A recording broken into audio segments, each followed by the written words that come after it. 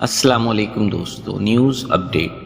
پاکستان میں ایئرپورٹس پر کورونا کی اسکریننگ تیز کرنے کا فیصلہ کر لیا گیا ہے۔ تفصیلات کے مطابق دنیا بھر میں کورونا کی مختلف اقسام پھیلنے کے بعد ہوائی اڈوں پر آنے والے مسافروں کی کووڈ اسکریننگ کو تیز کرنے کا فیصلہ کیا گیا ہے۔ Border health services of Pakistan نے مسافروں کی کووڈ اسکریننگ کے عمل کو مزید سخت کرنے کا حکم نامہ جاری کر دیا۔ حکم نامے میں کہا گیا ہے کہ ملک بھر کے تمام ہوائی اڈوں پر بیرون ملک سے آنے والے تمام مسافروں کی کڑی نگرانی کی جائے اور ایئرپورٹ ہیلتھ سروسز کے عملے کو مشتبہ مسافروں کا فوری طور پر ریپڈ اینٹیجن ٹیسٹ کروانے کا پابند کیا جائے۔ ہر فلائٹ کے کم از کم 2% مسافروں کی کورونا اسکریننگ کرنے کا حکم دیا گیا ہے۔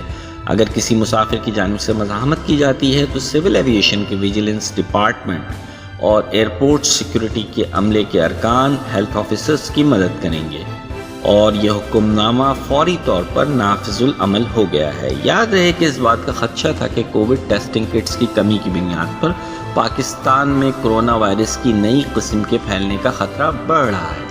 اسی بنا پر سعودی عرب اور جنوبی افریقہ سے آنے والے مسافروں کے لیے کورونا ٹیسٹ لازمی قرار دے دیا گیا ہے۔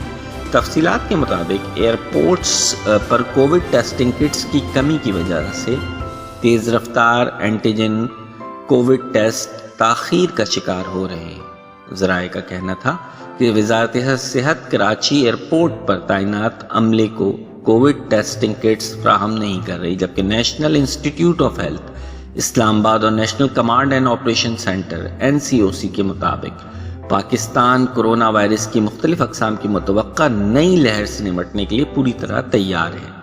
National disaster management authority NDMA کے چیئرمین لیفٹیننٹ جنرل انعام حیدر نے national command and operation centre کے اجلاس کی صدارت کی، جس میں NCOC کے حکام نے بریفنگ دی اور کہا کہ ایئرپورٹس پر نگرانی بڑھا دی گئی ہے اور ملک کے 90% آبادی کو کورونا کی ویکسین لگائی جا چکی ہے، لہذا پاکستان کو کورونا کے نئے ویریئنٹ کووڈ-19 BF7 سے کوئی خطرہ نہیں ہے۔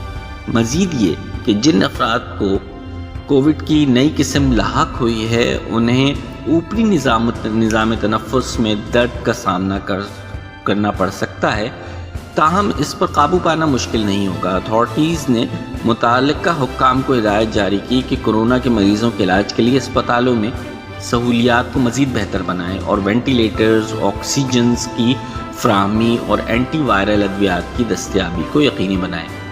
میرا یہ چینل YouTube پر بالکل نیا ہے۔ اگر آپ کو میری ویڈیوز پسند آتی ہیں تو برائے مہربانی مجھے سپورٹ کریں اور میرے چینل کو لائک اور سبسکرائب کر لیں تاکہ میری حوصلہ افزائی ہو سکے۔ شکریہ۔